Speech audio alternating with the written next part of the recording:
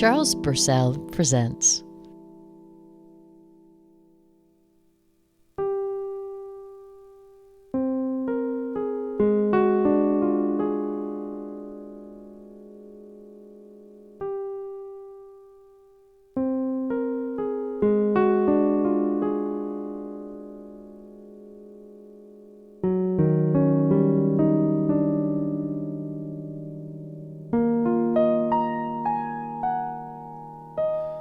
It was a black, rain-soaked night.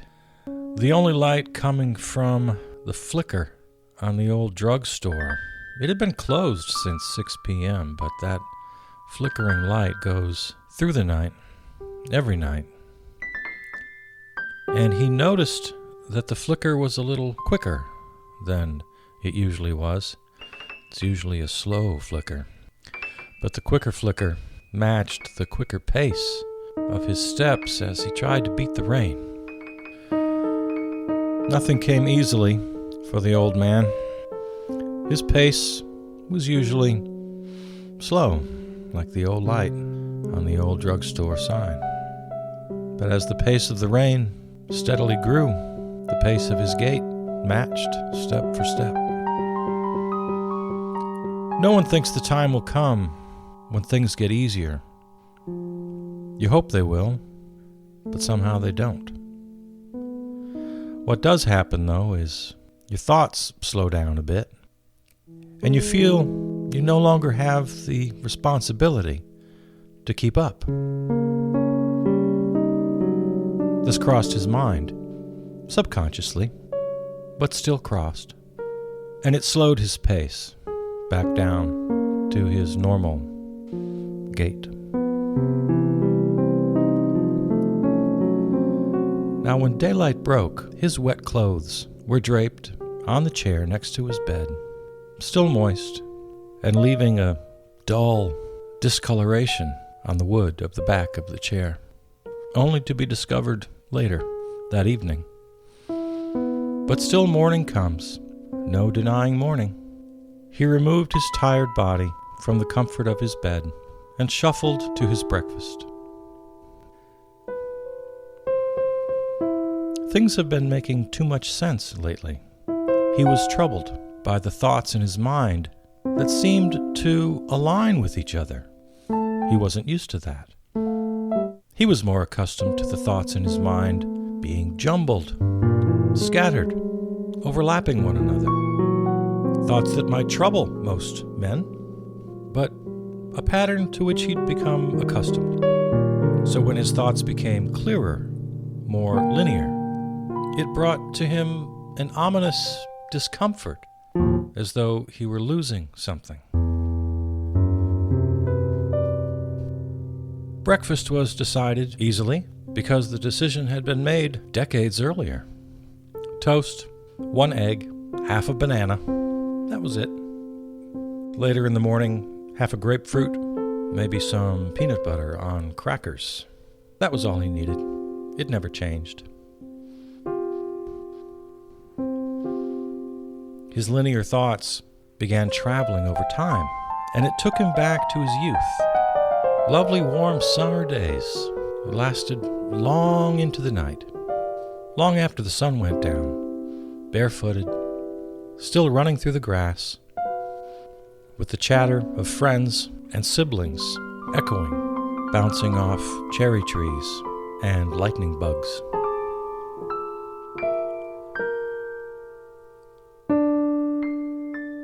Lunch for the old man. Again, not much to think about. Maybe some egg salad, a little bread, a glass of tomato juice. His life was simple. His life was meaningless, and yet seemed full, filled with memories and filled with moments, a presence for which he felt gratitude.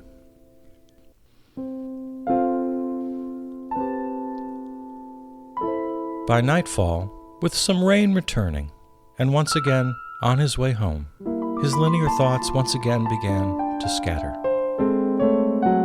Of course, he didn't notice this, at least not right away. When he did notice, just for a fleeting moment, Again, he was grateful. He never told anyone, but he loved his jumbled thoughts. He took pride in the particular way they flitted and lighted, sporadically, but certainly. This was his natural state, and though it never entered his conscious thought, he knew it was there. There was a feeling. There was a knowing. With the key turned in his front door, and the familiar clatch of the opening, and the kerclunk of the closing, he stood again in his parlor, content with another day.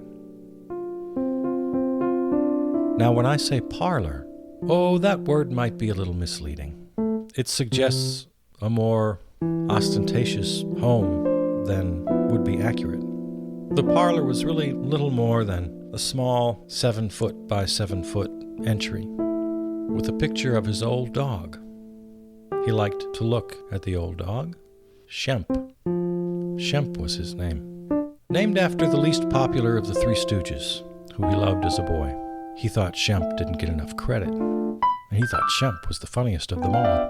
Shemp had long hair parted in the middle that kind of draped over his ears and fell into his eyes. And his dog reminded him of Shemp, so he named him Shemp.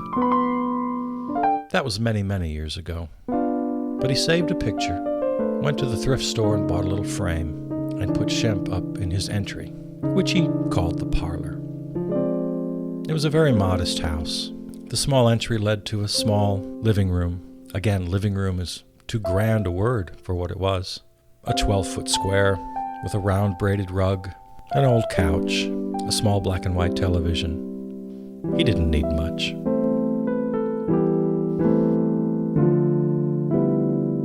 The intermittent rains of the last few days finally gave way to regular sunshine, but colder air, and then very cold air. Winter was coming. The old man didn't mind. He stopped driving many years ago. And really, that was the only issue with winter. Driving in the snow was a problem. Walking in the snow, never a problem. Actually, quite pleasant. Watching the snow from the comfort of his house, even more pleasant. So while others complained about the weather, he took it in stride and enjoyed it. The old man had pains. All old men have pains. But he took the attitude that, well, that's just the way it feels. He would take his index finger and press onto the top of the table and notice how that felt. Well, that's a feeling. The pain in my hip is just another feeling. What makes one so different than the other? So that's how he managed his pain, by deciding. It seemed to work for him. No one can know another person's pain. The doctor will ask, is it a 1 or a 5 or a 10? Because all that really matters is how the pain feels to you. The doctor can't feel your pain. No one else could feel the old man's pain. And so he decided, one feeling, why should it be different than another? I'll decide. Now perhaps he had that luxury. Not everyone does. He knew he was lucky. His whole life was lucky.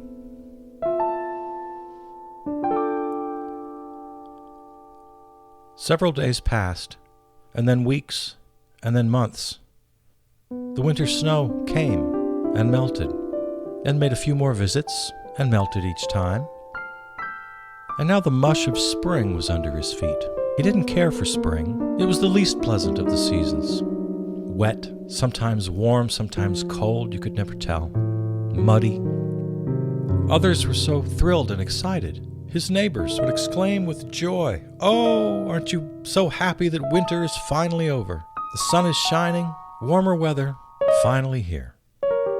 But that transition, no, he didn't care for it. If it were up to him, he'd travel during those months, those couple of months, when it's wet and muddy.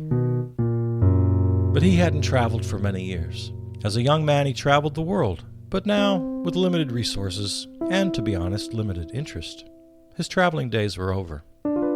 Just like one feeling the pressed finger into the table, he equated with the pain in his hip. He equated one place with another place. Well, I'm on the earth. I'm on the planet. I'm here. I'm experiencing life.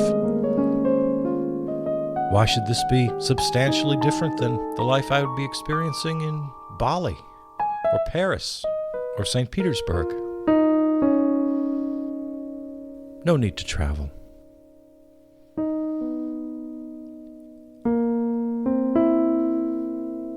Winter and spring and summer.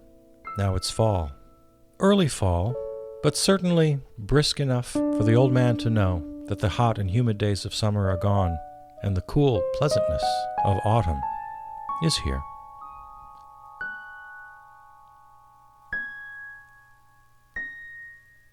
Try as he might, he couldn't equate the pain in his hip with the feeling of his finger on the table. Neither his linear thoughts or his scattered thoughts were powerful enough to make it true. His gait slowed and became awkward, and on a particular autumn evening, when soft rains fell upon the fallen leaves, his awkward gait could not escape.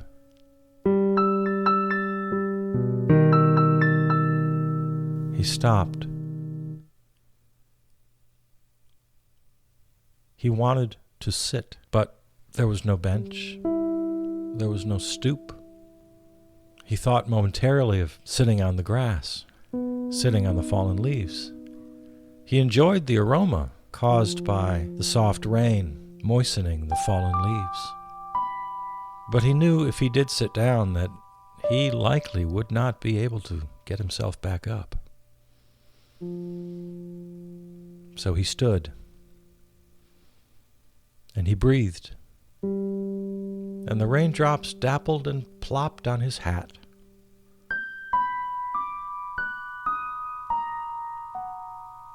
And his feet sunk heavily into the walk beneath him.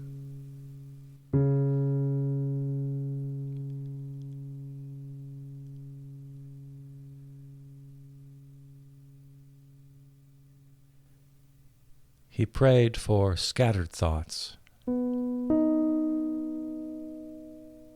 This was no time for linear reason. This was time for the jumbled and mumbled stew of memories and senses.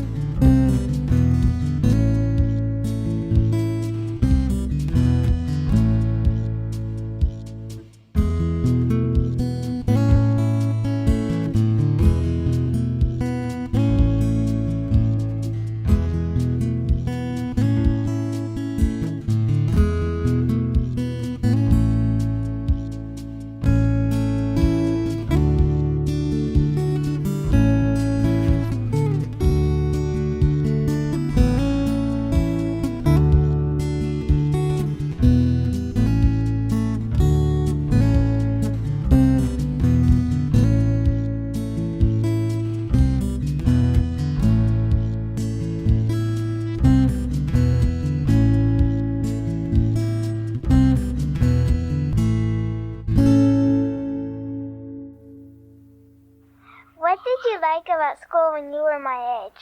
What did I like in school when I was your age? I loved this. You're 8. How old are you, Sarah? 8. You're 8. When I was 8 years old, I loved the stories. I loved English in school, and the stories my teacher would tell us, and the stories that we would have to read. Was there anything you didn't like about school? Well, I really didn't like arithmetic too much, but then I got to like it after a while. But it was very hard at first for me. What chores did you have? What toys? Chores. Oh, chores. Yeah. Oh, well, my chores, I had to pump water at the well in a pail and bring it in the house. And I had to wipe dishes for my mother. And I helped my dad feed the chickens. Cool. Okay. Who were your friends, and what did you like to do together? Okay. Should I name 2 or 3 friends? Well, as many as you like. Okay. My friends were Helen Yeah? and Mary. And we like to go, in the winter, we like to go sled riding and skating. And in the summer, we love to go swimming in the river. And we used to play tag and all kinds of fun games like that. Who's your favorite teacher? Oh, my favorite teacher was Miss Evelyn. We called her Miss Evelyn. This was when I was in 2nd grade, and she had such a long last name that she told us to call her Miss Evelyn, and that's what we did. And she was my favorite teacher. And you know what? She was my brother's girlfriend. Cool. Yeah. And so I think I was kind of a pet in that class, and I think that's why I liked her the most. Did you have a special uniform? No, not in school, but I did have a special uniform when I was drum major in the band. Oh, I know. In band in school, and I had a drum major uniform. Wow, I didn't know they had bands back then. Right. We had a band, and also I was what they called a campfire girl, and then we had a uniform for our campfire girls. Wow. Was your teacher strict? Some of my teachers were strict, but on the whole, they were very nice teachers. And of course, they had to be strict so we would obey, and so we would learn. Okay. Did you have a lot of homework? No, we really didn't have a lot of homework. This was a long time ago, and our classes were longer at school, and we were in school for longer hours. And so we did mostly our work in school. So when we got home, then we had to help our parents. Okay. Did you read a lot of books? Yes, I read a lot of books. We didn't have a radio, and we didn't have television, and so most of our entertainment was reading books. I know, there's lots of adventure in them, especially the mystery ones. Yes. Did you like to draw? Yes, I love to draw. In fact, my teachers told me I was good at drawing. I'm pretty good, too. Did you like school? I loved school. I really did. I always liked school. Did you do a lot of art? Yes, I did art. I liked art very much. Did you do a lot of it? Yes, and we also studied art. Cool. We're kind of studying art. Actually, we're studying mummies in art. Oh, are you? Yeah. Well, the art we studied, the teacher would have different pictures that artists drew, and then we would have to learn the name of the picture and the artist who drew it, Cool. or who painted it. Cool. And that was a class we had. Cool. Did you have a dunce hat? A what? A dunce hat? Oh, a dunce hat? Yeah. Dunce hat. Yes, actually they did, but I can't remember of anybody having to wear a dunce hat in my classes. I really don't. I have another one kind of like it. Did you get your nose in chalk? Did I get my nose in chalk? Yeah. No.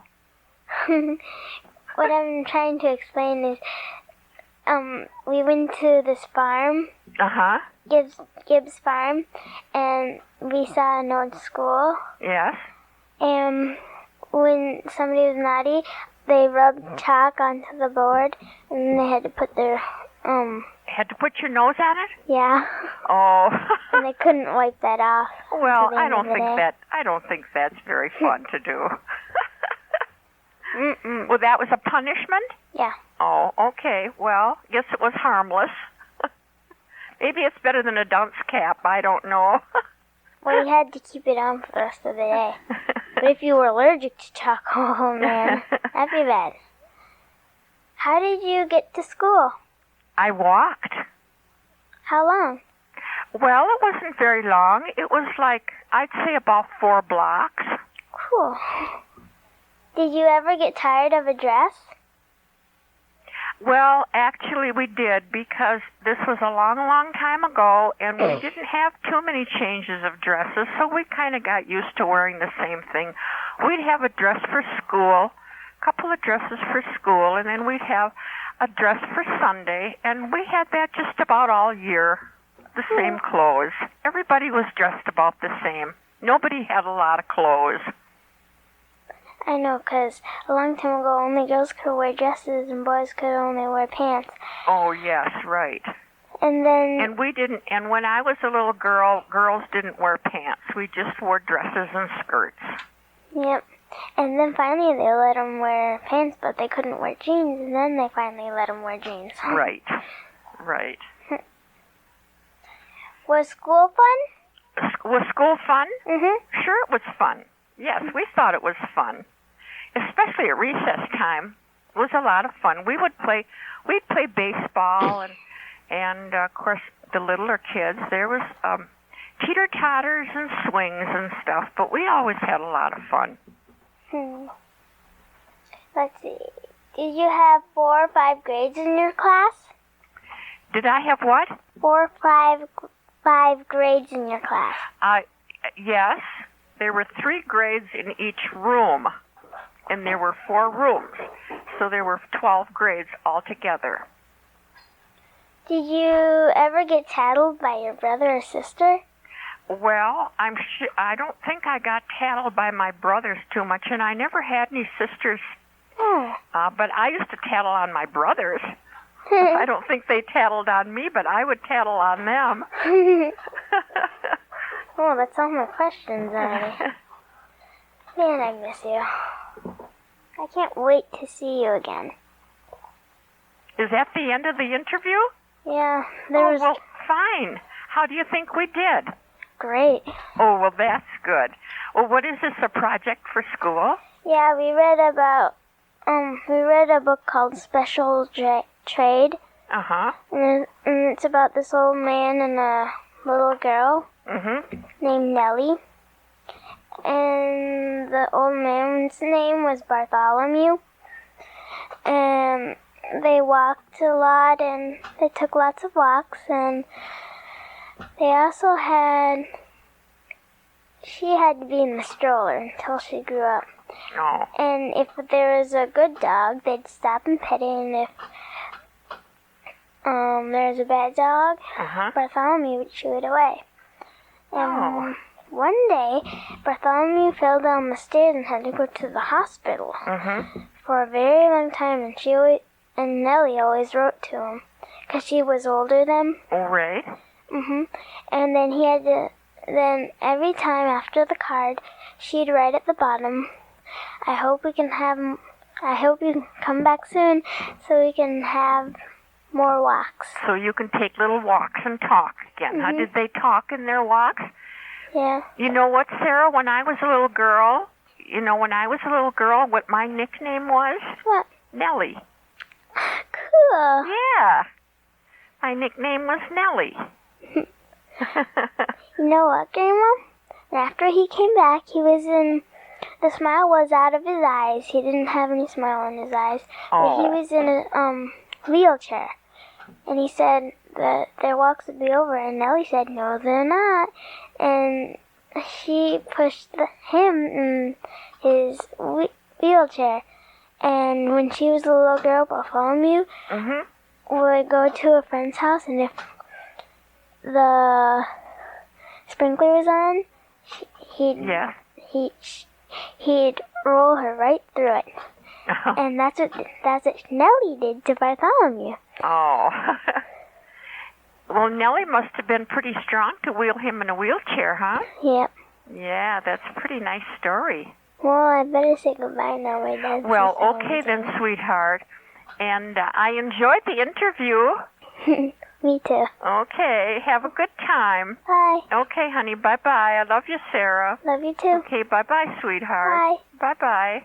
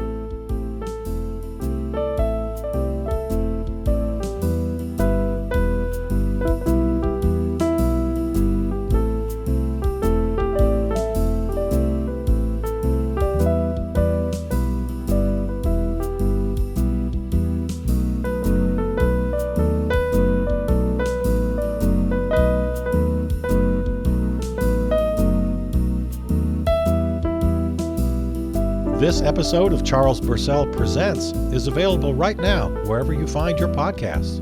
Or go to the website charlesbursell.com for the full archive and all the other series in the podcast family. Follow, comment, and contact me on Facebook and Twitter. Thanks to our flagship station, River West Radio, riverwestradio.com. Theme music composed and performed by Peter Donalds. From the New Arts and Media Studios in Milwaukee, I'm Charles Bursell.